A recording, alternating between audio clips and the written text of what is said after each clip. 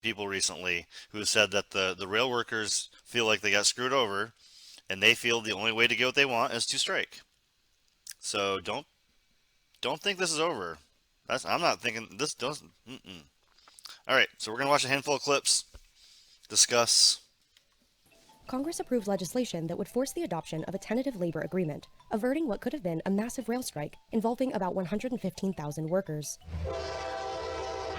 Unions and railroad carriers came to an agreement in September to avoid a strike, but 4 of the 12 rail unions rejected that contract, citing specifically a lack of paid sick days. But how can Congress intervene in private contract negotiations, forcing unions to accept a deal?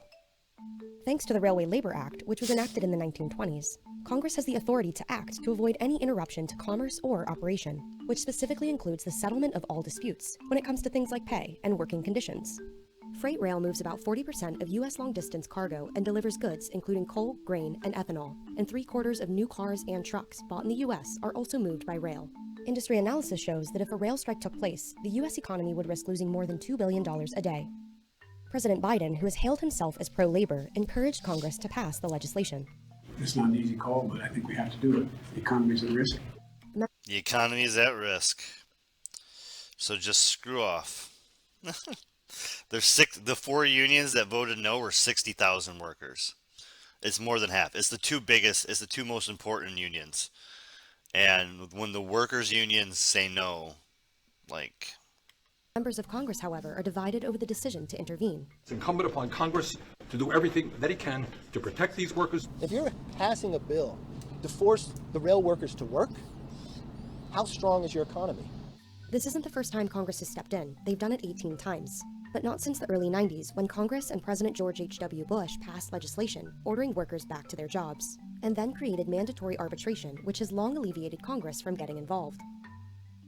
But this time, because that arbitration wasn't agreed on, Congress acted earlier, hampering workers' ability to go on strike and forcing the acceptance of the agreement, which will last until the end of 2024. okay, well, good for them. But 10 reasons. just because you say that the agreement's good until the end of 2024, the one rail worker said that he says that this will be ongoing negotiations, and it's ridiculous, and so they just feel like they didn't get what they wanted. All right, this is a longer segment. Congresswoman Mary Pelota announces opposition to Biden rail strike proposal. This is from a few days, 6 days ago, so this is before they actually voted. But I wanted to hear some opposing opinions, I guess. Appreciate it. Good evening. I want to start with today's news and the fact that President Biden is calling on Congress to override the unions to ratify the rail worker agreement. It's expected to be taken up on the House floor. You, of course, ran on a pro-worker, pro-union message. Are you planning to support this? How are you planning to vote? I'm going to be in a lot of communication with union leaders, especially union leaders in Alaska. This, of course, is a very grave concern throughout the nation, including Alaska, with freight being so important to all Americans. But I am very concerned about the fact that the negotiation concluded without really getting where we needed to be in terms of sick leave. I think not having sick leave and not being able to go to a doctor or get care is an untenable situation, especially. It's an untenable situation. And how about the fucking service? There's so many industries out there. I couldn't believe I found out that your your like ambulance drivers, they don't automatically have health insurance. Some of the companies, like some of the biggest companies in that, don't actually give them health insurance. I can't believe these guys, rail workers, don't have fucking health insurance. All of your servers, your bartenders, they don't have health insurance. Fast food workers, a lot of them don't have health insurance. I mean, there's a massive group of people that don't get coverage. I can't believe we didn't push it and get it during COVID. And I want these guys to go on strike so we can follow suit. Like, there's more than just them that need, general sick days. And your server and bartender doesn't call in sick because they can't take a sick day because they don't have a sick day, and they can't go to the doctor because they don't have insurance. Like, this is going to be part of us coming to not have another pandemic, is having general safety nets for the lower incomes of our employees. Like, it's got to be part of it. Like, it just has to be. Vastly underpaid. I agree. I mean, yeah. I from what I've heard, completely agree, and from what I hear, is horrible. No insurance and VAT, and not paid for what they're doing. Especially when we have the flu coming up, we've got an RSV outbreak, and we still have effects of COVID as well. So I just don't think it's right or fair to expect workers to go to work sick as a dog without being able to have a few days to recover. Congresswoman, it sounds like you are a no vote at this point. That would be the case at this point, yes. Okay, and what would get you to yes? And how do you respond to the president and various companies saying, look, this could cause catastrophic damage to the nation's economy?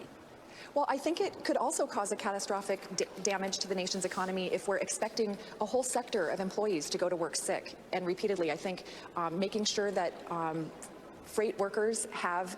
A whole sector of workers going to work sick. Let me say again, bartenders and servers go to work sick because we don't get sick pay and we don't have health insurance. So, I mean, I've known for especially lower income servers like your Denny's, your Applebee's, that kind of shit. Those servers don't get any benefits. They're going to go to work sick every day. And if they're sick, they're just getting everybody in that restaurant sick and all of their staff sick. So the staff is going to be sick for days on days. And so, I mean, it's just, oh, it does not work out well for the general populace. Their immunity built up and can be a healthy workforce. I think that that's critical to the economy as well. Okay, so that paid sick days has to be addressed before you are willing to get on board with this legislation. Yes, and it's not just paid sick days. It's the ability to have a sick day without the threat of being fired. Okay, Congressman, obviously there is a lot on the agenda in this lame duck session. What do you think Democrats should be focused on? I think we should really be focused on Americans. And one of the big things that I'm going to be pushing is for the Willow Project in Alaska. That is a project on the North Slope. And because of directional drilling being available now up to 7 miles, we have an opportunity to provide a lot more petroleum to America. And we certainly... God damn it. You fucking gotta be kidding me. She used this platform to fucking push oil drilling in Alaska? Whew. Fucking lady. Cool. Real cool. see the need for this with foreign wars going on and the exorbitant cost of petroleum right now. I think that the cost of diesel is a real driver in the inflation that we're seeing, and getting more access to American petroleum, I think, is really a critical thing. President Biden says that one of the items on his agenda is to bring an assault weapons ban potentially up for a vote in the Senate. It's already passed the House before your special election. There have been 2 high-profile mass shootings in the past 2 weeks. You, of course, have expressed some opposition to restrictive gun legislation. I wonder what you think of this. Do you support President Biden's calls for an assault weapons ban? I think that we can't just focus on assault weapons. I think that clearly we need to be focused on mental health issues. Mental health really is an epidemic in our country. Everyone from children to elderly people, veterans, we are seeing across our nation extreme isolation, and every one of these terrible events. Extreme isolation from Alaska? That's a little funny. I mean, I know this isn't funny, but that's a little funny. Dude, bitch is fucking pushing oil drilling. She's pushing, she's for workers' rights, but she's pushing oil drilling, and now she's saying that we need a mental health push, not a weapons push. She's a Democrat. I just want to. She's a Democrat. Events that are happening with mass shootings, they all boil down to the perpetrator feeling a sense of extreme isolation and mental health. We've just got to come together as Americans and be, focused on making sure that everybody is feeling a part of society. I mean, one of the things about the pandemic and everyone being isolated, it showed us we are pack animals. Human beings need other human beings. We need to feel part of a community. So I think that we can't just focus on an assault weapon. We are completely fucked. That's why I say we need the general strike. We need to change some minds real fast. Ban. The other piece to this is I think that folks don't realize that you can buy parts and pieces off of the internet. Let me press you on that, because you're saying you can't just focus on an assault weapons ban. You have the president, you have a number of your fellow Democrats saying, yes, we do want to focus more on mental health, in addition to dealing with the issue of guns, particularly in the wake of 617 mass shootings in the U.S. and 37 different states in the first days of 2022. Smoking. Oh. Smoking CBD. Getting buzzed off CBD. Hey, I guess if you don't have pot, fucking smoke CBD. Whatever you gotta fucking do. I don't care. 80 to 15 to impose the... All right. One Fox clip. I don't know why, but why not? Fucking Fox. Business. Fox Business. My bad. Rand Paul on the rail strike. Rand Paul involved on the rail strike. Always good to get in on his libertarian. I hate him 40%. Don't like him 20%. Don't mind him 40%. original Biden deal on the railroad settlement. That deal, by the way, that was boycotted by 4 unions with 100,000 members, but now they're going to have to face the same thing, 80 to 15. We welcome Senator Rand Paul from the great state of Kentucky. Senator Paul, as always, sir, welcome. You voted present, which I think indicates at least some level of irritation and maybe opposition. Am I reading that wrong or right? You're exactly right. The vote was 80 to 15 to 1. I had a category all alone for myself, and that was present. And the reason I voted present was sort of an old-fashioned notion that I don't think Congress should be involved with contracts saying, oh, labor's right and labor should get this. Or I also don't think Congress should say, oh, management's right and management should get this. Negotiations in a marketplace take place voluntarily. Congress shouldn't be dictating our will. We didn't have a political election to see what your wages are. That's what you determine in the marketplace. So I think the whole thing was wrong, and it was my way against, I guess, voting against the Railway Act of 1926 as well. I think it was a mistake. Let's let labor manage and negotiate. Well, the old act was to fucking stop massive protests across the country. Again, this is, you know, the original, the 1926. You had massive protests for communism and socialism in the teens and late teens and early 20s. Then you had the Great Depression, and they started making sure that we would not get out and protest again. And that was part of it. That was part of it. Trying to fucking shut it all down. Make sure people don't protest. No more protesting. Fuck everybody. With management in a free and voluntary way. You and I are, I mean, on this one, Senator, we're in complete sync. I made the same points yesterday. I mean, it's a 100-year-old law, some such. It's been used a couple of times. You know, it goes back to the days, and when I first grew up in my career, in the 60s and the 70s, where big labor and big government and big business would sit down. George Shultz, who was Nixon's labor secretary, wrote against that, but eventually Nixon used it too. That's not the way to do it. Let the two sides argue it out, and let the government stay the hell out of it. And the more Congress gets involved, the more the other sides are going to expect this to happen. Now, we have some sort of mediation board, which would be better than Congress, but it's still, you don't want Congress interfering because, frankly, how many sick days you get, what your wages are, labor should try to get the best they can get. And I'm not here to say, labor, you don't deserve this. The 4 unions that rejected this, I think, are half of the railway workers. Yeah, it's 60,000 of the 115 or whatever. Like I said, 63, I think, specific. So it's the biggest unions. 63 out of 115 is a little more than 50%. And when you say, and you fucking tell 60, and like the overall, if you took the overall percentage of all the unions together and you took the votes, the overall vote was no. The overall vote was negative. So the overall is fuck you. Should I, usurp their will and tell them, no, this is what I've decided? Nobody in Congress has time to sit down and look at every bit of the details of this. So I just took the opinion that it's not our business and we shouldn't make the decision. I don't want to strike, but my guess is labor doesn't really want to strike. Neither does management, and they would have worked it out when push came to shove. I really agree with that, sir. I totally agree with that. Let me just raise this other issue. I didn't expect that from the jackass on my left.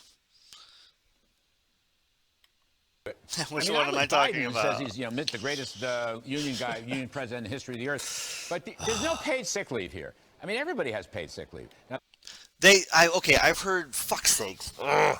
I have heard mainstream media spout that shit. CNN, Fox, MSNBC, I've heard everybody. Everybody has paid sick leave. Fucking servers don't. Bartenders don't. Fast food workers don't. That is the biggest sector of this country. Not everybody has sick. People just think everybody has sick leave. We don't have fucking sick leave, guys. We don't have paid days off. Are you kidding me? Oh my god. I'm getting a headache. What an idiot. They have unpaid sick leave. I think it's 3 or 4 days, but you have to give a 30-day notice for when you're going to get sick. I just find that stupid. It has no common sense whatsoever. And I would have put in pay, I would give him paid sick leave. Now, you're right. That should have come out of negotiations with the railroads and the labor union. But I just don't understand it. I don't understand any of that. Pay unpaid sick leave in 30 days? How do I know what I'm going to do in 30 days? Well, the bottom line is I'm not sure what the final real answer is. I also know from the management point of view, they run a 24/7 thing. Cargo's got to go. And it is hard to say, well, I'm supposed to run the train today, but it's just not going to run because I don't show up. You have to have backup people, of course. But the bottom line is it really isn't the business of politically elected people to get in the middle of that negotiation.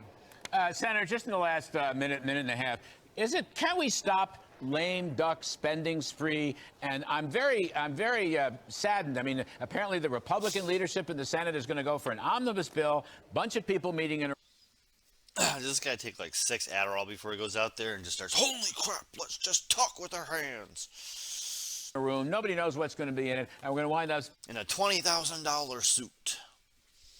Rand Paul looks like every single time somebody woke him up, threw a suit on him, and threw him out there.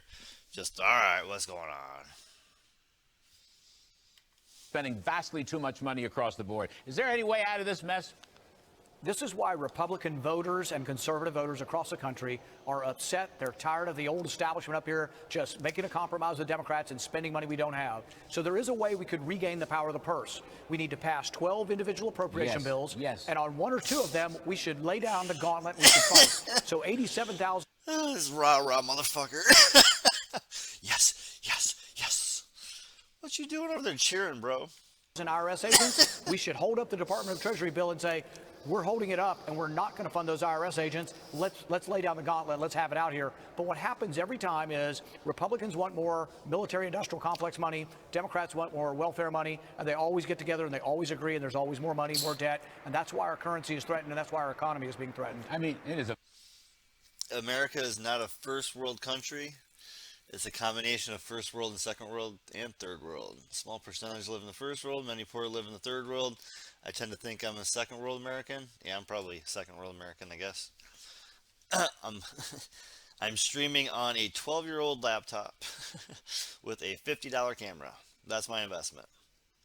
So yeah, I guess that's first world problems, right? What's up, Viceroy? How's it going, man? Got this shit started early tonight, but we're in the railroads of freaking annoyance right now. The railroad world of annoyance. Violation of the process. There's no regular order. There's no public hearings. There's no debates about the level of spending or the merits of the programs. There's no workfare in any of these, welfare programs. Senator, you have to come back on. We need to talk more. I mean, I know it's process, but process is very important here because Oh, we don't want to listen to you anymore. I promise not to do more Fox News on a regular basis. I don't even know what I got. I basically just try to go through and get about 20 minutes of clips for each segment tonight. So we got 20 minutes on the American Railway, we got 20 minutes on the British Railway, we got 20 minutes on Iraq, we got 20 minutes on China, and 4 or 5 clips for each one of those broken up. Give us a few different perspectives on each of these things while we discuss their bullshit, their lies, their fucking just straight up ignorance, and hopefully find one clip that actually says some truth. We are going to pass this, God willing, by Friday. By the time President Biden on paid leave for workers amidst threats of strike. Yahoo Shorts. by the weekend, that I'm going to back off of paid leave. I made it really clear. I'm going to continue to fight for paid leave for not only rail workers but for all American workers. I imagine it may surprise some of our European friends that there's no paid leave in the United States of America. I think we're going to get it done, but not within this agreement. Not within this agreement. We're going to avoid. We're going to get it done, but not yet. Going to push that shit to the side. Save that for another day. Jesus, man. I know that is a fucking joke. That, like, he writes his jokes for us. He's not gonna get that shit done today, but I am the most. Like, come on, man. You're just. Avoid the rail strike, keep the rails running, keep things moving, and I'm going to go back and we're going to get paid leave, not just for rail workers, but for all workers. All right. Believe it when I see it. Could Believe it when I see it. All right. This was just another short, from a different company, different angle. You missed Trump? Oh, we'll be hearing enough of that. WFAA.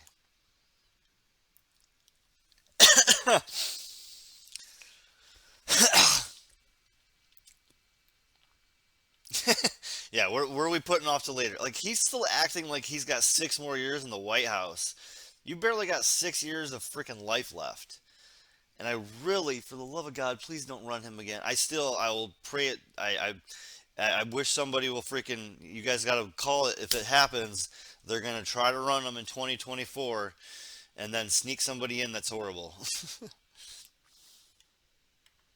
Been a real disaster.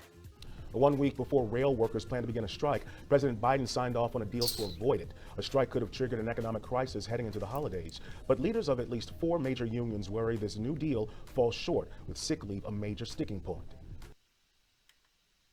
Dude. Why pay over $100 a month for cable when it's half the cost for Fubo? I hate the way they just blow that off. Like, there's a major problem with it, sick days, but, that's it. These people work ridiculous hours, or they're on call 24/7, and all they're working outside in the elements. All they want is they have settled down to 7 fucking sick days and can't get it.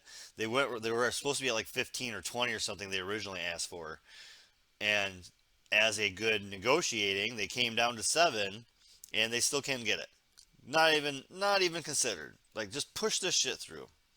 All right, this is all, just so we know, all of these are from the last 2 days, all of these next clips.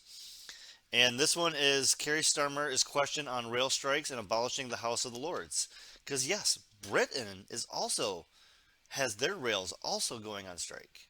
Britain is also going through the same situation, but they are having a much different drawn out conclusion. Now, if Labour wins the next election, the House of Lords could be scrapped and new powers transferred to the devolved nations and local communities. Some of the proposals Sir Keir Starmer will call the biggest ever transfer of power from Westminster to the British people. And he joins us now live from Leeds. Very good morning to you, Sir Keir. Hey, intellectual, some people might not know that you're sarcastic. I fucking hate DeSantis. Hate Trump. Pompeo's devil. So yeah, that sucks. At least they can strike in Britain, right? I'm so interested to see the point. Like, it's basically the same thing happening in Britain right now. The same feel. I'm just very interested to see this different approach. Are you able to hear us? I'm trying. I'm missing the odd word. Apologies for that. So if that was a question, I missed it. Apologies. No, let me start with a question, which is, if you want to abolish the House of Lords, how come you are still appointing peers? As in, sorry, that might confuse people on this programme. How come you are still appointing people to the House of Lords? Yeah, look, I just heard the end of that sentence, not the beginning of the question, but I think I've got the gist of it, so I'll give it a go. And if I've got the wrong end of the stick, please stop me. But look, what we're saying in this report is there needs to be radical change, both politically and economically. And the driving force behind the report is a desire by me to make sure that we push power away from Westminster and Whitehall closer to local communities, so that they get control over resource, decision-making, etc. This is particularly important economically because I think that one of the reasons that we have not got a strong economy is because we're not using all places across the United Kingdom. Now, any case for reform of the United Kingdom has to take on the question of the House of Lords. The House of Lords is pretty... Massive public sector union strikes.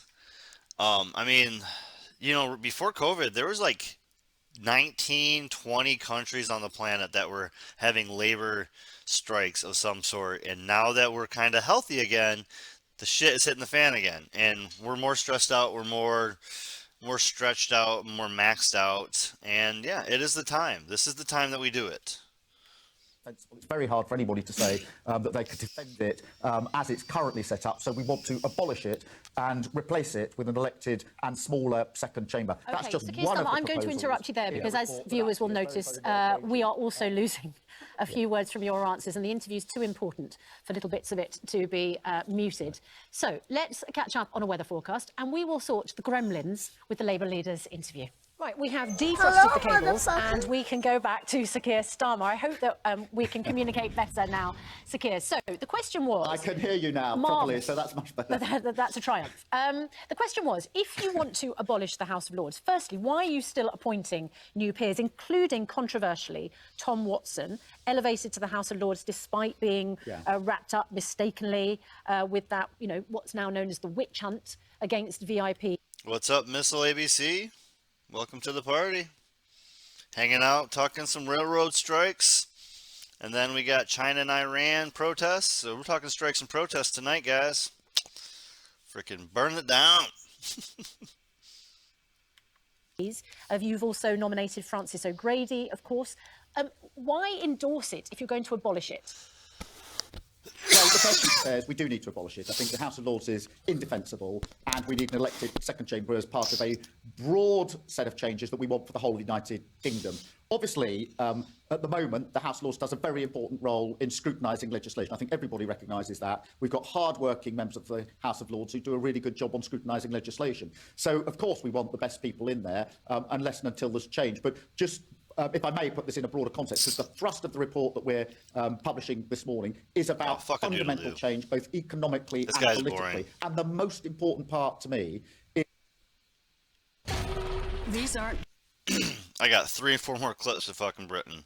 That guy is boring. 3 more clips. Nice and quick. Jesus. The strike action that we put on, the pressure that's been put on. All right, real strikes. There's been an awful lot of pressure. This is Mick Lynch from the RMT with whole talks about Wu Merriman after warnings that strikes could cost the country billions of pounds in the run-up to Christmas. Oh no, they're going to strike and cost people money. No! All the companies and the government in the last week or so, in Parliament, the regional mayors, have been on to him, the Scottish Government has been on to the Secretary of State. So there's a general consensus that the railway is in a crisis, which isn't all to do with the strikes. I think the strikes are a minor part of that. It's the competence of the government and the competence of the train operators. So people were wanting to put a bit of energy behind that and get a solution to this element of the crisis, which is the strikes and the industrial dispute. But I don't think there'll be a real answer until they work out the way the management of the railway is structured. And for us that means public ownership. But for them, it will probably mean continuing with what they've got, so we'll have to see how that works out. And this idea to the layperson of the government giving them a mandate, that basically means that, you know, at the moment you feel like you haven't been able to even deal with the 10 companies. Well, we haven't been able to because we haven't had a structure in which we negotiate. They've never put an offer on the table.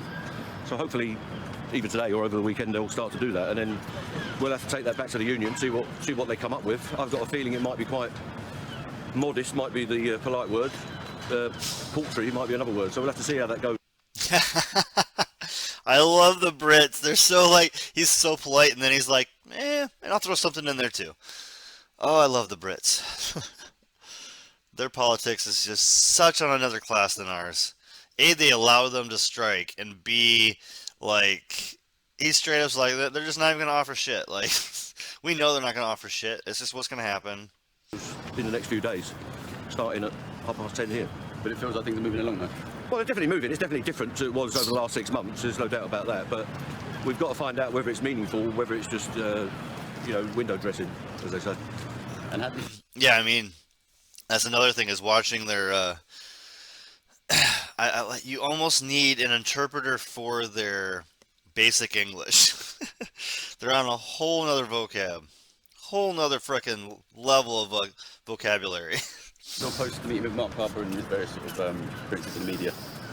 Yeah, he's definitely changed the line. There's no doubt about that. The line compared to Shapps, we had that short period where there was another person, which didn't really count because that government fell.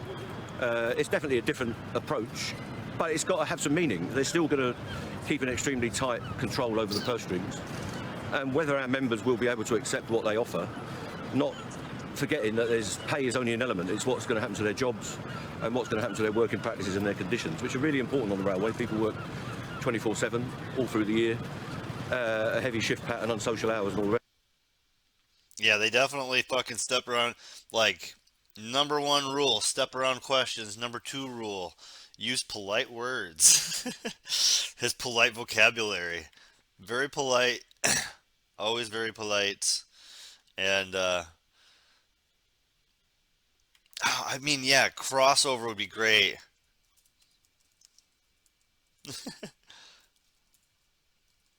That is a great idea. That is something that must happen. I like it. Crossover news. Have their journalists and our journalists switch spots. So that's a vitally important aspect for them about what happens with their jobs in the future. So you can't divorce one element from the other, and that's the important part. So how seriously do you think the government? I mean, news is a joke anyway, right? We might as well make an actual joke. Like, let's have Fox and Sky News switch their reporters.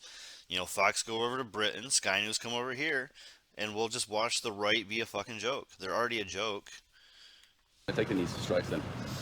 Oh, they're definitely taking them seriously, but you've got the other, you know, there's an awful lot going on in society and in the economy at the minute, where you've got the health service, the education unions, the fire brigade, anyone you want to name, mind yourself, is going to be involved in industrial action soon. So they've got a lot on their plate. Got a lot on their plate. Ah, damn it. As we've gotten older, we've definitely noticed. Fuck's sakes. All right. Getting an LLC for your business. There we go. Got one more on Sky News. Two more. Two more short ones for the Brits. Why would they want our shitty journalists? They would not want our shitty journalists. They would absolutely not want our shitty journalists. And they would never let that show happen because it would show how much of a joke news actually is. But I would fucking pay to see it. Oh, I would pay to see an American journalist in London. That's a good movie. I mean, that's a fantastic movie idea. American journalist in London. That is a fucking comedy. Airports. That's comedy gold right there. Fucking sell that to Netflix. You got $5,000 right there. Bam. Comedy gold. Strike action is bringing Britain's transport network to a halt, all in time for Christmas. Thousands of railway workers are expected to go on strike, with road workers and airport baggage handlers joining the action. It has the potential to cause widespread disruption for businesses. Aww. That's so sad. Businesses will be disrupted. That's kind of the point. God, fucking news people never like... I spoke briefly to Kim earlier. She was saying it's currently about 50%. This bar in central London lost half of its bookings during the last week of strike action, and almost all at its sister site. I mean, it's brutal. This is our time to go, and we lost last year when we just opened because of COVID. So it's going to be devastating. I mean, I'm sympathetic to the workers. How can you not be? We hire 60 people. Like, if we didn't pay them well, I'd expect them to strike and I expect them to have problems. But I don't. If we didn't pay them well, I would expect them to strike. Oh shit, that is funny. Shit. I don't feel like this is hitting the people that matter. With inflation at a 41-year high, workers are fighting for pay rises. But businesses like this one are on the firing line. December is crunch time for businesses in the hospitality and retail sectors. After a difficult 2 years, Christmas parties are back on the agenda, and shoppers should start hitting the high streets once more. But rail strikes threaten to derail this recovery. It could lead to billions in lost sales and smaller paychecks this month for those who can't get to work. Something nice for Christmas might be good. While the costs are piling up for businesses, ministers and union bosses are locked in battle. We've had a meeting with the Minister and all the parties, and talks will continue today and over the weekend. So we'll see where we go from there. The government says that higher pay rises could push up inflation, but it's facing pressure from across the public sector. Unless it can thrash out a deal, Britain faces strikes. Strike. That's something like, you know, the fact that we kind of shut our shit down. There's nothing in the news that Britain is also going through this at all. Like, there's zero chance that you're going to see a fucking CNN person going, well, let's see how the Brits are taking care of things. There's no way mainstream media is talking about this. If I'm wrong, I would love to know. Took your gummy about an hour ago. Nice. We're hitting the gummy moments. This is my vape pen. Got a hybrid. The red for hybrid.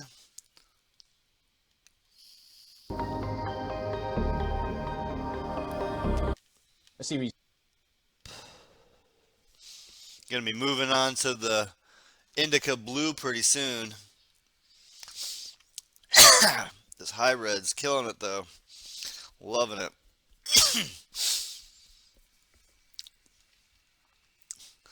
If you had a dream where you could punch your 10 most disliked politicians in the face, who would it be?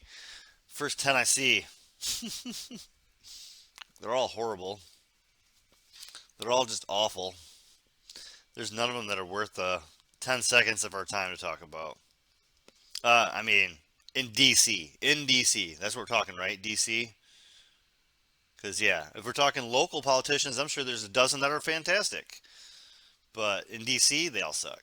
Of highly disruptive UK rail strikes looks inevitable as the UK's largest rail trade union rejects an improved pay offer by the employers. The Rail Delivery Group offered the union a pay rise of 8% over 2 years with a guarantee of no compulsory redundancies till April 2024. Now remember, 8% over 2 years. Inflation in Europe is worse than America. Asia is better, but in Europe, their inflation is worse than America. So 8%'s dick over 2 years. The offer was aimed at resolving a long-running dispute over jobs, pay and conditions. Thousands of RMT members across 14 train operators and Network Rail in UK are due to stage 2 48-hour strikes this month. The industrial action is currently due to take place on the 13th, 14th and 16th, 17th of December and the 3rd, 4th and 6th, 7th of January. According to Rail Delivery Group, the offer they made also included a pay rise for staff of 4% this year, and it also proposed that the process of buying tickets at stations would be modernised. The government of Rishi Sunak has maintained the stance of his predecessors, saying ministers should not be directly involved in pay negotiations. And as the UK is witnessing industry action across the sectors, Conservative Party Chairman Nadeem Zahawi says the government has set up contingency plans to minimise possible strike disruptions this month. And this includes drafting the military to fill border and NHS duties. So we're looking at the military, we're looking at a specialist response force, which we've actually set up. They just straight up, man. So they're gonna handle this shit like we do in America. They're gonna use the military. Fantastic. A number of years ago, a surge capacity to be able to deal with, in the unfortunate circumstance, if you do have, say, a strike at border force, you've got to be able to make sure that there is minimum disruption. The most important thing is to secure. In October, Wow, the news channel cut him off? It's a fucking weird spot to cut him off. This is the first time that enacting sanctions had the boomerang effect of hurting the nations imposing the sanctions. That is why the U.S. media blackout on European economic...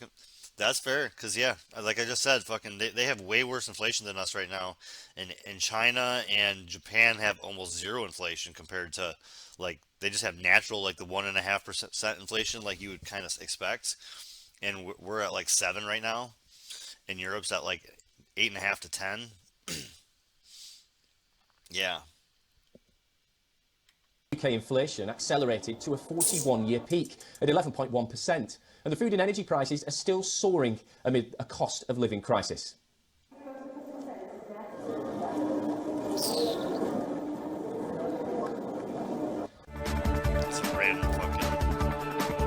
It's a very random fucking clip there, just showing grocery store people walking around. Like, that has nothing to do... I guess they showed the prices for a quarter of a second, then they showed people randomly walking for 5 seconds.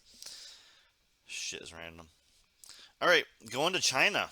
Going to China sees the largest protest in decades over zero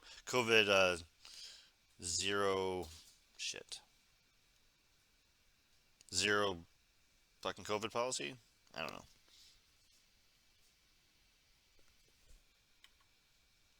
Alright. This is from ABC News. We're gonna... Oh, god damn it. We're gonna do it from ABC News, Fox News, Al Jazeera, and Cheddar. Get 4 different perspectives, right? 4 different perspectives for the same thing. 4 perspectives from the same story. See how it looks. See how it tastes. Probably gonna need a bowl after this shit.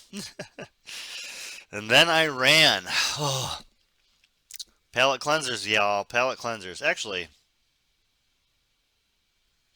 Yeah, let's fucking get through it. All right, China. Protesters in China chant freedom or Xi Jinping step down. The president's not going to speak for protesters around the world. They're speaking for themselves. What we are doing is making it clear that we support the right of peaceful protest. I remember that. We went over that. That was last Friday. White House responding to mass protests in China against the government's zero COVID policy. President Xi relaxed some of the lockdowns this week, a move with massive implications for his regime, the course of the pandemic, and the health of the global economy. Bob Wood with exciting developments from Hong Kong. Good morning, Bob. Well, good morning, George. You know, we have not seen such large public anti-government set of demonstrations here really since the Tiananmen Square uprising in 1989, 33 years ago. This time, the anger is pointed to President Xi Jinping for his strict COVID policies, which have saved lives, but at the cost of the economy and personal freedoms.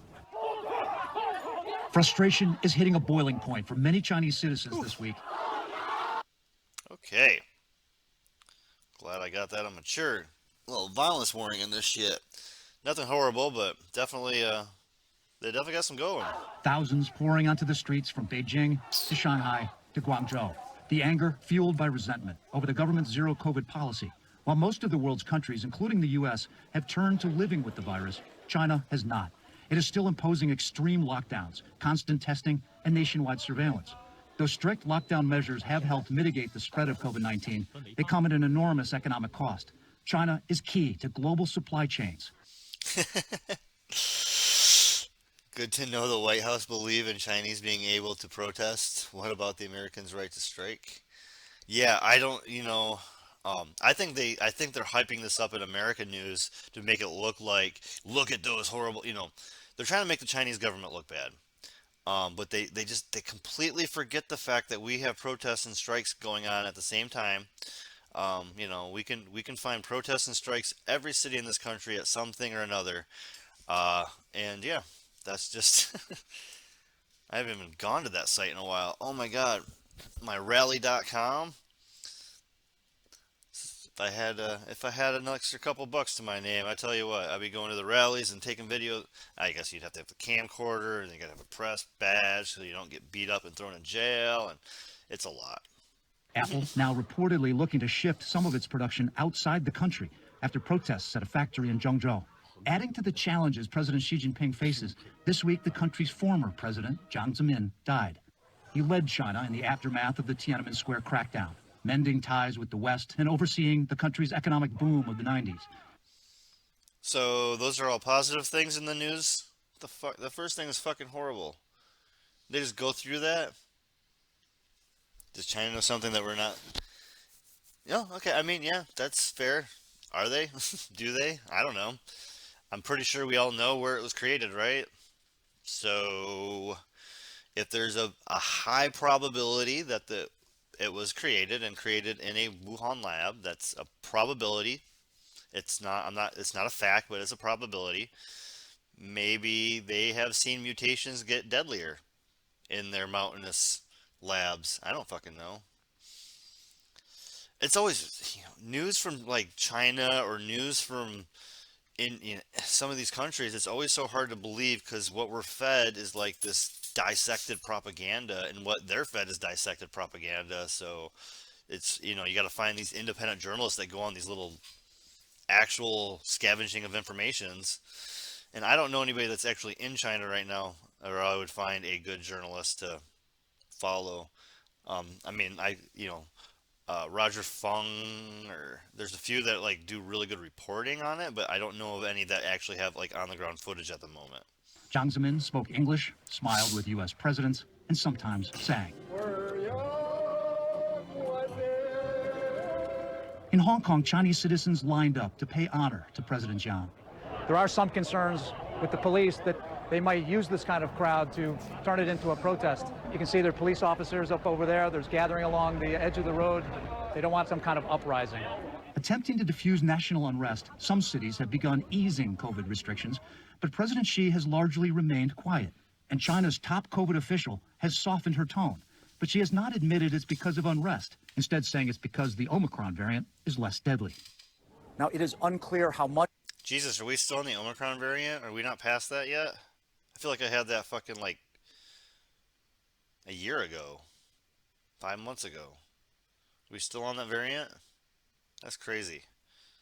I thought we'd be mutated like 6 times more. Much will change in China, but even the current easing demonstrates the extraordinary pressure that the government is feeling because of the protests. Another major challenge for the country's COVID policy, President Xi has refused to allow the world's most effective mRNA vaccines like Pfizer and others to be used on his citizens simply because they were not invented and made in China. Hi, everyone. George Stephanopoulos here. Thanks for checking out the ABC News YouTube channel. If you'd like to get more videos, show highlights. That sounds like America. Not letting a vaccine be used because it wasn't created in America. That sounds like America. We wouldn't use the first Russian one or whatever, the Sputnik 5 or whatever, Sputnik 5 or something like that. That was so freaking effective. It was like 99% effective against the first strains of COVID, where ours were all like 88 to fucking 70 or something. They blew us away. You had it back in July? All right. I had COVID in middle of June. I had COVID last January, and yeah, it's the only 2 confirmed cases. I've had maybe 3 or 4 times, but I've had the 2 confirmed.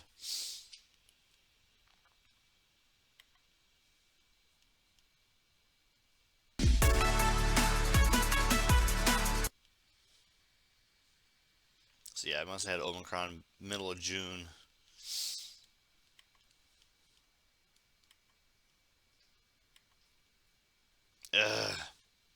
I already forgot that I did Fox News. She's cute. I'll give Fox News credit. They definitely get models for their fucking anchors. Jackasses. That's all they care about. Couple right-wing assholes and a pretty face. Distract the assholes and... Of Apple. We had talked about how he was going to the White House. He was going to go to Washington. He was going to meet with Republicans and Democrats, and he did that. And the Republicans really, they were saying they're worried about the app rules. They want the lawmakers say it's unfair to block the conservatives and the app. Yeah, I got the J&J, and it's only like 70% freaking effective.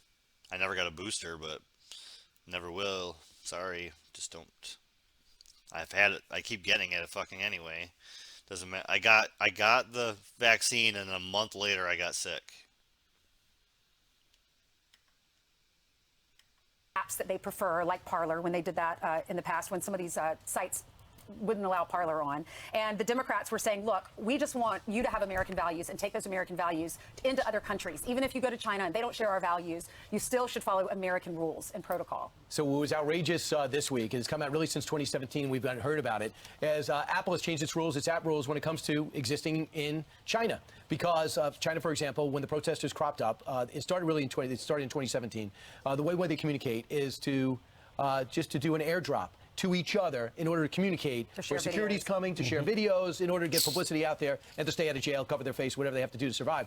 So evidently, Apple was told by the government, we don't like that feature, let's pull it. And they pulled it. So now they have 10 minutes to airdrop something, and then it just disappears. It's a way to eliminate the footprint of communication. So when they come and grab your phone and find out what you've been doing, they will not show anything. There's no record of that. You can't do business in China without doing the bidding of the Chinese Communist Party. You just can't. That's how they run their country. Tim Cook has made that decision with Apple a long time ago. If you look at your device, That's pretty funny. If you guys all remember that, like, when Trump was just first getting into the election and everything, he had bought up like a bunch of hotels and properties in China. He does a bunch of business in China. So it's funny for a Fox person to say that if you do business in China. always says designed in California.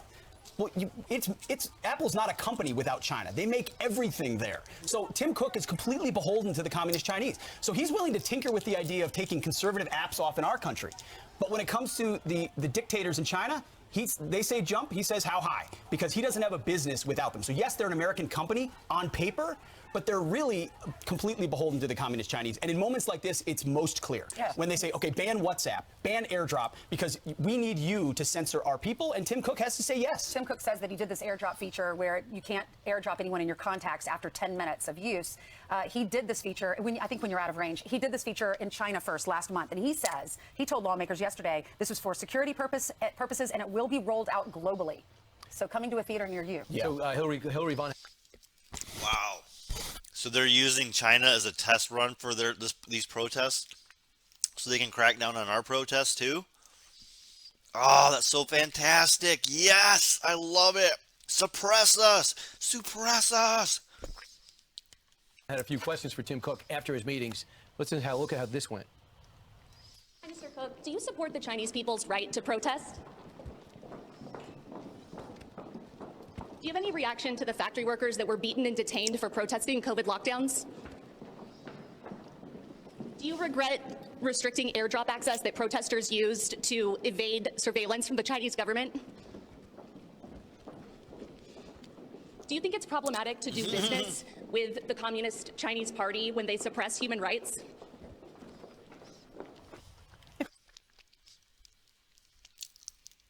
I'm glad they're all laughing because that was ridiculous. Like they hate it when journalists attack the real, big people. Like if we were to attack one of the Fox people, they'd be like, I can't believe they're being that rude. But they got a kick out of that. Fucking people are such hypocrites. Such hypocrites. Massive hypocrites. The lady got out of the way. Hillary went back to talk to him, and then he moved up, and then she moved up. Right, believe me, he'll have an exit strategy next time, but Hillary did a great job. She did a great job. So it turns out Apple may be behind closed doors saying, explaining to lawmakers what's happening. Really, since 2019, they're beginning to pull manufacturing out. In 2019, 44 to 47% of all their production was done there. It is now down in 2021, down to 36%. I did not know this, but Nike and Adidas have basically pulled out all their manufacturing, brought it into Vietnam. So they do make $74 billion last fiscal year from China. That's where they have leverage. But I just give them credit, and maybe they're just practical, to say we can't trust what's going on in this country anymore. And believe it or not, I never thought we'd get to a place, if it was 1975, here we are in 2022, saying Vietnam is our best ally in the region. Mm-hmm. That's a good thing. I mean, I'm heartened to hear that, because Tim Cook can't, right now, as it presently stands, can't answer those questions because they'll be translated into Chinese, and that becomes a problem when the leadership there hears him criticize. Like Twitter is not allowed. They're going around it, but Twitter is not allowed in China right now. The one thing I've not heard Elon Musk criticize China, because most of the Teslas are made there. Let's see if he does, in fact, do that. I'm Steve Doocy. I'm Brian Kilmeade. And I'm Ainsley Earhart. And click here to subscribe. Good point. Good sting. Wow, these guys are freaking jackasses. Race to the bottom. Yeah. They don't give a shit about freaking politics. Corporate is politics. Governments aren't as powerful as corporations. Like, we all know that, right? The movie that has critics raving is now streaming on Paramount Plus. Oh, that's it. All right. Al Jazeera. How worried is Beijing about the protests in China right now? I'm going to take a Al Jazeera look at things. This should be a little less Americanized. I would hope. I would really hope. The stare down between Chinese protesters and their government over COVID restrictions, Beijing blinks. Sri Lanka and the role artists played in the downfall of the Rajapaksa plan. Plus, the Australian government and some major media players say it's time to drop the case against Julian Assange.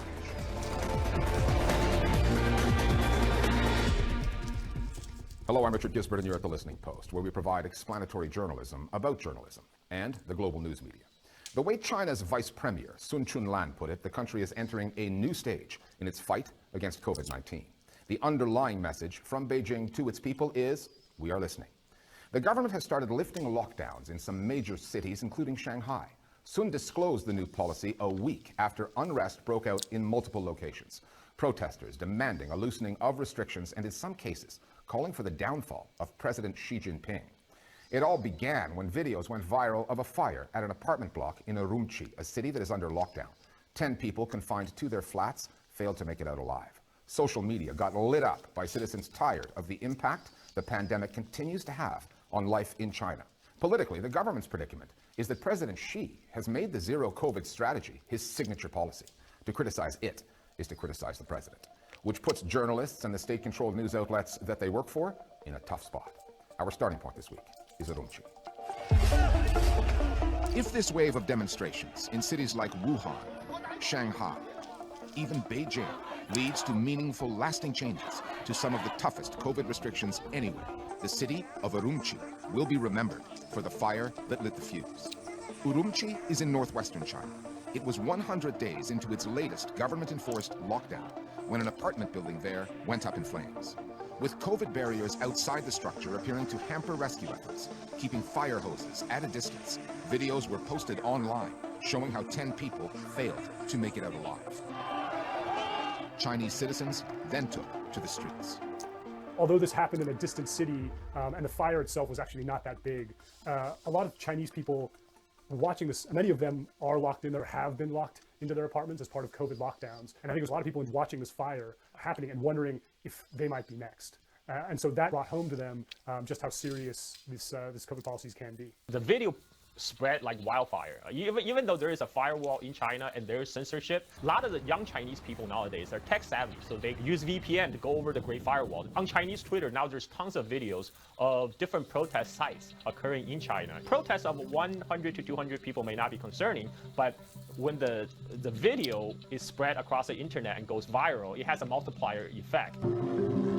China, a country of 1.4 billion, claims to have lost just over 5,000 people to COVID. While scientists outside the country doubt the official numbers are accurate, they are likely many times higher than the authorities admit. They do accept that the harsh measures, extended lockdowns, heavily policed, have been effective. But the patience of citizens has worn thin. They're tired of the QR codes they are still required to produce on their phones in order to avoid taking another mandatory COVID test, or to just get around. Spare a thought, however, for journalists at state-controlled news outlets. They've been... Campbell still on lockdowns, cracking down again. Lauding President Xi Jinping and his approach to COVID. Personally commended the stewardship, which is now the main reason why we can overcome difficulties. From the outset, they have compared the pandemic numbers in China to more liberal countries like the US, where they have been exponentially higher. In central China's Hubei province, the former epicenter of the coronavirus outbreak, about 68,000 cases have been reported since the beginning of the outbreak.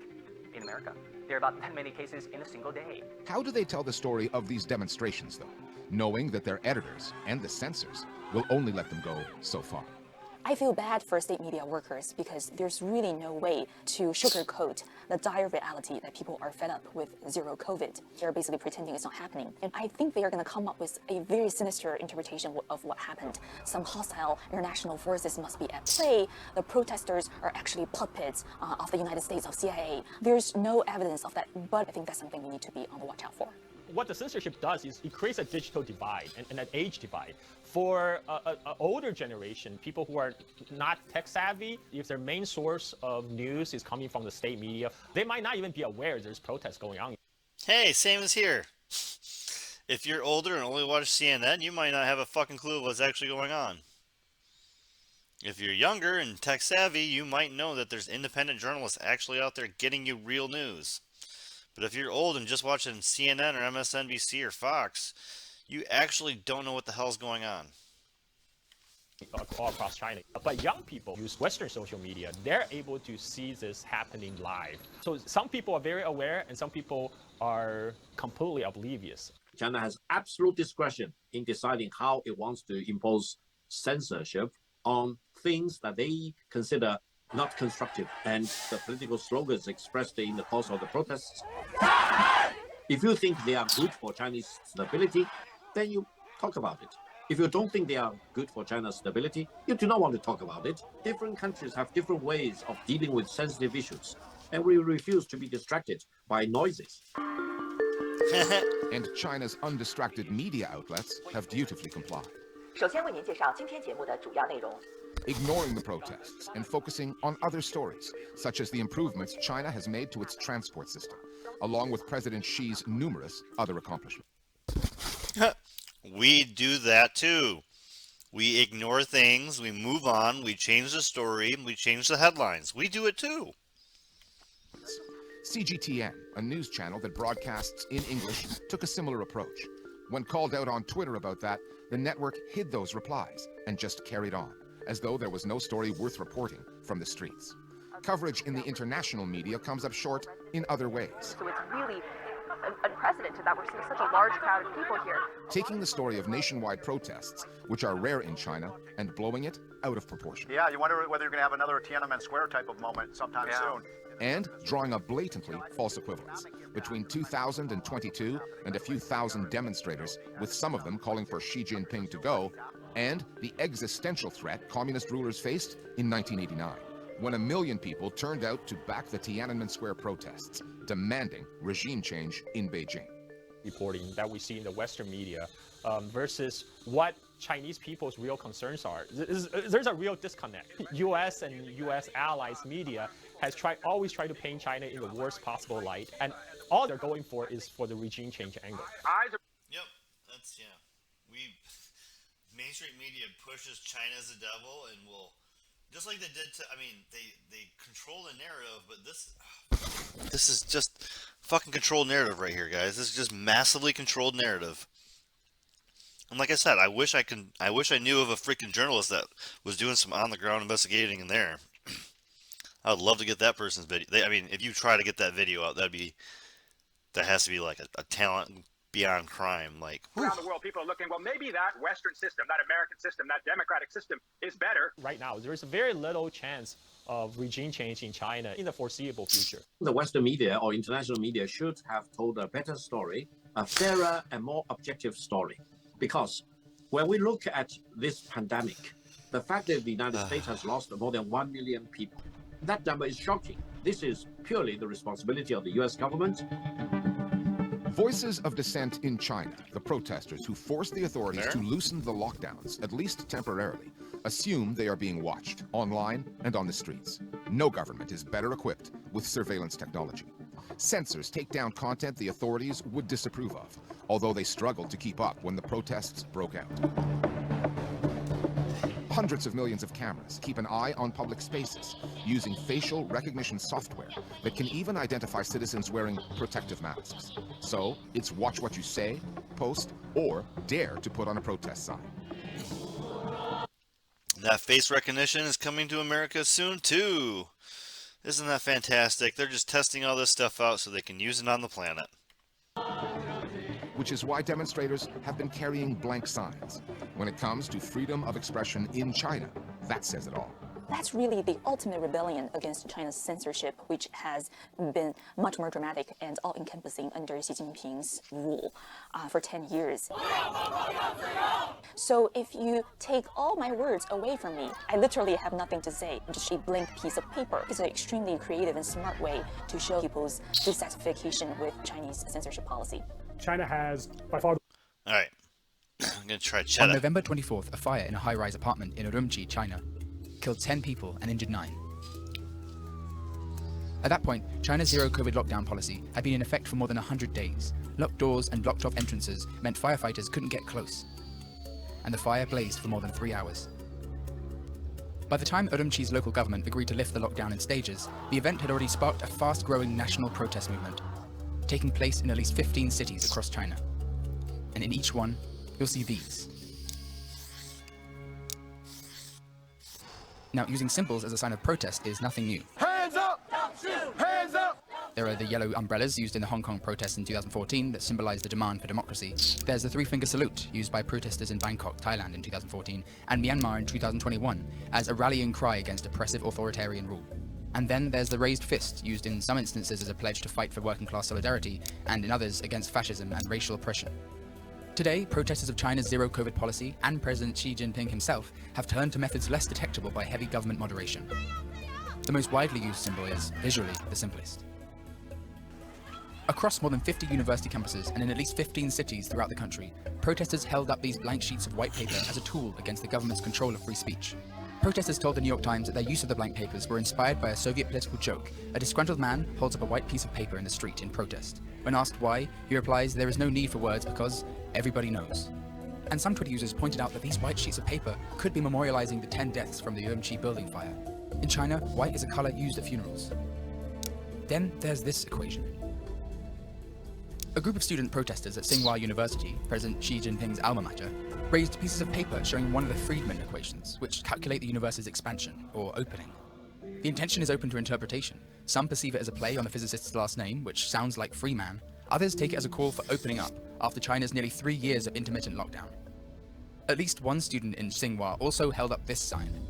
This symbol can be found in one of China's most commonly used social media apps, WeChat, to indicate restricted content or when a message can't be delivered, representing the lengths the government are going to keep the people and their message contained. The protest symbols are not limited to signs. One woman was seen walking 3 alpacas down Urumqi Road, and people have praised this as a clever play on words. In China, there is an alpaca-like creature called the grass mud horse, or Kao Ni Ma in Chinese. Social media users interpreted this word as the homonym for the insult. But these examples don't just symbolize what protesters in China are fighting for now. They're so different than us. This is so freaking different than us. We would never. Now, but what they've been fighting against for decades. Censorship. The most notable example of the Chinese Communist Party's use of mass media censorship and silencing of dissent is the infamous 1989 Tiananmen Square protests, where student protesters calling for democracy, free speech, and free press were violently suppressed by military forces. Afterwards, the government tightened its control of the media, erasing the event from Chinese history books and conversations to this day. While protests have grown more common across the country over the decades, the vast majority of demonstrations have been small scale, with citizens addressing local officials. These current protests have expanded to the world stage and aim directly at top leadership, something rarely seen without extreme consequences. That's why protesters are finding these new, creative ways to express defiance against the system. These symbols achieve the same thing as any other protest symbols. They've reached people around the world with a simple and memorable icon, accessible to everyone. More crucially, they're much harder to censor. Under President Xi Jinping's government, algorithms that automatically pull down sensitive words and viral images from online platforms, combined with citywide surveillance networks that monitor offline movement, make the space for public disagreement with authority little to none. For example, after the 1989 Tiananmen Square massacre on June 4th, internet users began to use signs with May 35 in an effort to get around censorship. Beijing banned that date. Jesus. That's funny. And for years after that, clever wordplay became increasingly more challenging to use. Even hidden symbols were found and quickly banned, like this pictogram used in Beijing that looks like a tank rolling over a man. Then, to get around censorship during the height of the Me Too movement, Chinese internet users used the emojis for rice and bunny, which represent the characters used when pronouncing the words me and to, respectively. These symbols don't rely on text, which can be easily identified and taken down. Rather, the meaning to these symbols goes deeper for protesters and the world that watches on. The blank piece of paper symbolizes the idea that when any form of protest leads to arrest or images being blocked by the media, then the only method left is to hold up a perpetually inoffensive white sheet of paper. When initially asked whether the widespread protests would prompt a change to China's zero-COVID policy, Zhao Lijian, a foreign ministry spokesman, dismissed the question. We believe that, with the leadership of the Chinese Communist Party and the Chinese people, our fight against COVID-19 will be successful. According to Zhao, China will continue to fine-tune and modify its measures. Now, some cities have announced an easing of COVID restrictions. Major cities like Chongqing will allow... Fine-tune it. Just get it nice and... Just get it right so that the fascism and capitalism layers are just smooth as butter. That's what America does. We do fascism and capitalism just smooth. No, we don't. Close contacts of COVID patients who fulfill certain conditions to quarantine at home, and Guangzhou, who vaguely announced an easing of curbs. However, due to the booster rate among the elderly at 65%, experts believe dropping lockdown policies would lead to a surge of COVID-19 cases that the country isn't prepared to efficiently tackle. The current count is already reported to be around 40,000 new cases as of Tuesday. In any case, many in China see little prospect of a major change from the zero-COVID policy that President Xi has touted to be one of his political achievements. Good job. No COVID for you. Alright, now to an Iran protests. Like I said, it's all about that protest. Iran protest. Government says over 200 killed in unrest. So this is going to be Channel 4, British News. Then we'll do the Iranians from MSNBC, PBS, and Al Jazeera again. Getting, again, that 4 different perspectives. Trying to get a little different perspective on each of the stories tonight. Each of the 4 main protests. These protests once felt alien on the streets of Iran, but since they began back in September, they are now the norm. In Zahedan in the east yesterday, they chanted "Down with the Ayatollah." What were once protests against hijab laws after the death of Masa Amini in police custody are now the most sustained anti-regime protests ever seen since the founding of the Islamic Republic. And authorities are accused of responding with ever more brutal measures. This is 18-year-old Parsa Gobadi. After protesting in Kermanshah in the west, he was shot and lost his sight in both eyes. A letter from 140 ophthalmologists said hundreds have been blinded by security forces, and the families of the victims say this is a tactic. Do you think that they deliberately targeted your brother's eyes? It's definitely true. What could they have targeted? They could have shot in the air, on the ground, or directly toward the people. They could even have targeted the legs of the protesters, not specifically their faces and eyes. How do you and your family and your brother feel now? Are you more scared, or do you feel you still want to protest and speak out? My brother is asking us to continue, to be his voice, and prevent these atrocities from being repeated again, because a young man's life has been ruined. Iran's Security Council today said 200 people had lost their lives since the protest began, but human rights groups say the figure is at least double that, with thousands more injured. Amnesty International said at least 28 people could face execution, with at least 6 already sentenced to death in sham trials. It seems that this barrier of fear that the authorities have been ruling on so many years, it has fallen apart. And what they are doing now is, by using violence, by these sham trials on the TV, threatening to death penalty, they're hoping to rebuild this barrier of fear. But so far, they haven't managed to do that. Celebrations on the streets earlier this week during the World Cup. Not after the national team won, but because they lost to the United States and crashed out of the tournament. Yeah, that had to be bad for them, freaking losing the U.S. Not good. Lord 26, what up, what up? Welcome in, welcome out. Talking protests and riots. Welcome, welcome.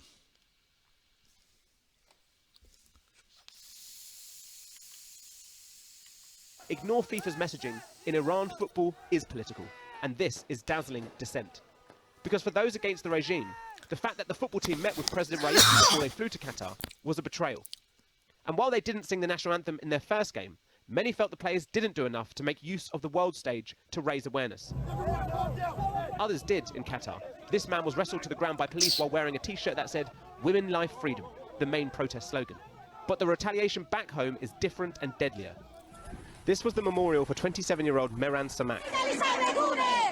He was reportedly shot dead for beeping his car horn to celebrate Iran's loss in the World Cup. There's a phrase that football is not a matter of life or death, it's more important than that. In Iran, that is tragically, devastatingly true. And today is the famous rapper Toumaj Salehi's birthday, which he will celebrate in prison with the prospect of facing the death penalty, simply for supporting all of these protests. Really? Facing death? Is that one of those bullshit stories? A video was released today to mark his birthday. This is British news. I don't trust it any more than mainstream media for America either. I mean, defiant message amidst the crackdown.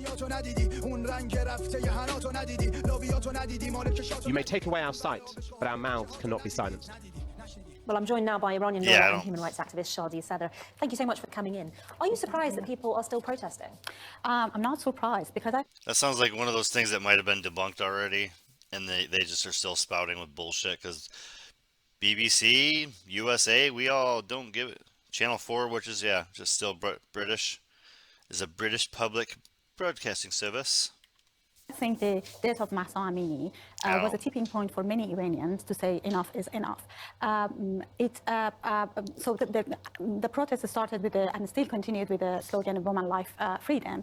But it was clear since the beginning that it's an anti-regime protest. So it will not achieve its goals until the regime is overthrown.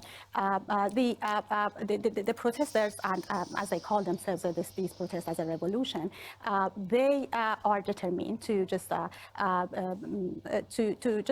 end this regime, whatever it takes.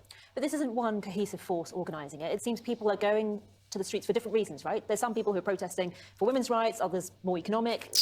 Can you give us an idea of why people are going out? Yeah, I think it's obvious for everyone that women's rights and human rights and democracy cannot be achieved under a theocracy. This is what all of these people are united around this. And if you look at the protest, this revolution, you can see that it's not a race, it's a relay. So different groups pass on the battle to the other group. So it started mainly with young women and then young men, and then the older generation joined, and then it's, university students, school children, artists, and now that was a, Viceroy, there was a who was it, like learning to see the red flags, learning to see through the bullshit is step one.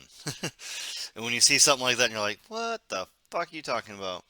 Yeah, like, I mean, putting to death for a rap song? That seems like it would spark something. That seems like it would spark something bad. You can see the truck drivers. They started a nationwide protest last week, and so they are now having a greater role, while the other groups may be recovering from the crackdown. But the main issue at the moment is that these empty-handed protesters are in a very unjust battle with a regime that has got one of the most sophisticated security forces in the region. So this unjust battle cannot be won until and unless the global community recognizes the Iranian people's right of self-determination. Well, the Iranian government says this is being stirred up by foreign powers. These people are rioters. How would you respond to that? No, this is just an organic protest that the Iranian government has refused to respond to their grievances, and they haven't responded. They haven't provided any response other than bullets, mass arrests, tortures, and other techniques of suppression. So the ignorance of the main issue here, which is lack of democracy, lack of respect for human rights, still a driving point for the protest, and not the foreign forces outside the country. Very quickly, just on football, it's divided people. There are some people who said, get behind the team, even if they don't agree with the government. Others we saw were celebrating America winning. How did you feel? I think even those who were telling that we should support the team were actually mindful of the coercion and the techniques that the regime used to just force the national team to come to the field that day. Okay, Shadi, thank you very much for coming in. What? That was weird. Did not expect so much football to be talked. This is the best time. Did not expect the football talk. I mean, I know it was a big game, and I figured it'd be a big game for them because we are the evil powers, of course. But I did not expect it to cause a bit additional to the riots. I wasn't expecting them to additionally riot for that. Let's talk Iran for a moment. State media, they're questioning this report, saying that the morality police had been disbanded. This is coming after earlier reports that the country's attorney general said the controversial morality police would be, quote unquote, abolished amidst ongoing nationwide protests. We also know that Mohammad Jafar Montazeri, who made the statement, is not responsible for overseeing the morality police in his role as attorney general. There has also been no comment or confirmation, and this is an important part of this, from Iran's leadership, President, Interior Ministry, or police as well. After the story broke, I spoke to a protester inside of Iran who disputed the idea that the morality police had been disbanded even before state media did. It is a gross misinterpretation to say that the morality police have ceased to exist. The way I see it, for now, their focus has merely shifted. The authorities have been too busy trying to crack down on the protests by making political arrests and whatnot. So recently, this has basically been their main priority, as opposed to merely taking in women for improper hijab. The fact that they aren't currently operating as they used to doesn't mean that they've been formally abolished. And she said protests would, in fact, continue even if the regime made small concessions, because this is about a much bigger picture. I don't think that the protests will stop. Even if the morality police, or as some in the past have liked to use the euphemism fashion police, were to be legally and formally abolished, that would not dissuade the Iranian public from attaining the higher collective goal that has formed, which targets the core and the essence of the dictatorship we've been living under. With all the murder and bloodshed and arrests and the looming danger of execution for those detained, most us Iranians have grown exponentially angrier and see it as betrayal to go about our usual lives and protect. Yeah, the morality police is a religious right that those are the ones that behead you. Those are the ones that cut off your hands without fucking any trial. Just, oh, you're a thief? Or beheadings for shit that, yeah, for fucking, that Saudis, that's the assholes that fucking behead people for being gay and shit, right? Like, it's a fucked up region. It can get fucked up. But, you know, we've also been bombing them for fucking 100 years, so... It's hard to say. We've been dropping weapons in that region for 70 years. We've been pushing extremists. We've been pushing extremism. So I'm not going to say it's their fault. We've sanctioned Iran for what, 40 years, 50 years now? And that nothing's happened. Some recent chants we hear in protests are, "We will not forgive or forget," or like, "We swear on the blood of our compatriots that we will be standing until the very end, and that this is our last message. Our goal is the entirety of this regime." And therein lies the gray of the black and white of so much of the reporting that has been going on. Let's bring into this conversation Moj Madara, founder of the Iranian Diaspora Collective. You also saw her in some of the reporting I did yesterday when it came to kind of the protests that are happening online, helping spread the word of so many of the protesters in Iran across the internet. And Moj is joining us now. Moj, talk to me, because, you know, this has kind of been seen as a very black and white issue, right? You saw kind of the headlines splashed across kind of newspapers this morning saying the abolishment of the morality police. But there was so much gray amidst all of this because no laws really have changed, as that one protester and activist inside Iran is telling me. I mean, no laws have changed, but they took out like their invisible SWAT team, so that's something, right? I mean, don't say no progress.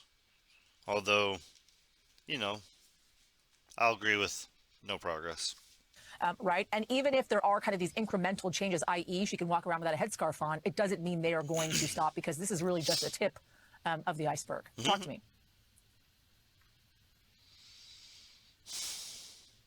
Moj, you're muted. Muted. My apologies. Thanks for having me back. Important story to be covering today. Look, it is fair to say that the Islamic Republic feels like they are on the ropes at this point in time. It's fair to say the diaspora, the Western audiences are winning this information war. I think they are looking to fight back. And I think more importantly, they're looking to put out the news of these big general strikes that are happening here later this week, where the Iranian people are calling for 3 days of strikes. That's workers, that's students, that's people across medical fields. And I think these strikes are one of the greatest threats to the Islamic Republic. And I think this is their attempt to squash these stories. It's unfortunate, the story that came out this morning. We're happy to see various different media sources correcting the headlines, pulling down the stories because this story has no credibility. It's unsubstantiated, and it actually causes it's not helping the protesters on the ground who are calling for not for reform, but for regime change. Lately, I've been trying to implement natural breaks into my workday so I don't get sucked into an editing hole for like 6 hours. Oh my goodness.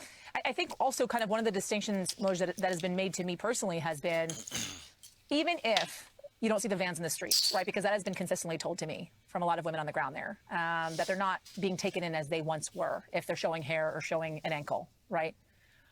It is not because the government has stepped up and said, okay, we accept that change is needed. It is on the backs of these Iranian protesters. It is on the backs of the sacrifices being made by these women every single day. And they are still making sacrifices and risking their lives every day when they walk out of their homes without a headscarf on, in spite of all that is being reported and that we're seeing.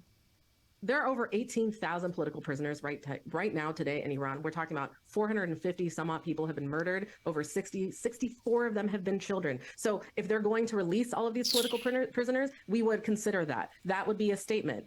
If they were going to allow families to hold funerals, that would be a statement. But they're not doing that. This is an attempt to squash the news around these general strikes. I think the Islamic Republic knows that as these strikes grow, these protests grow, it becomes more and more dangerous for them, that their power is dwindling. I think the Iranian people are growing in courage. I think the Western audiences are coming to be their partners in terms of communication and how we can support on the other side. But I think this is a big sign that they know that their time is up and that they are on borrowed time at this point.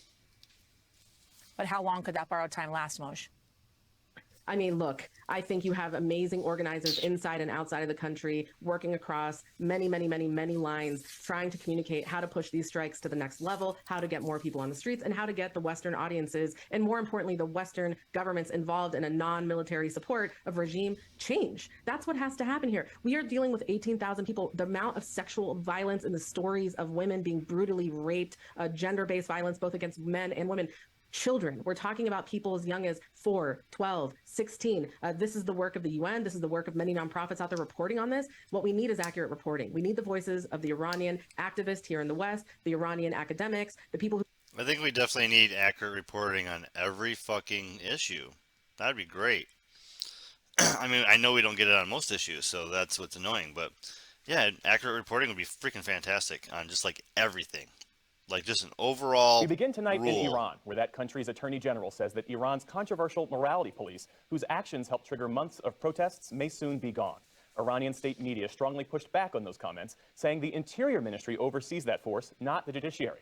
Still, the remarks would represent the first concession by Iran's theocratic regime since demonstrations erupted in September after the death of 22-year-old Mahsa Amini in police custody for allegedly breaking strict rules on head coverings. U.S. Secretary of State Tony Blinken addressed the comments today. If the regime has now responded in some fashion to those protests, Gross. gross. I don't like listening to this guy talk. That could be a positive thing, but we have to see how it actually plays out in practice and what the Iranian people think. This is about them, and it's up to them. There have been reports of a decline in the number of morality police officers. I wonder how often he avoids U.S. protests.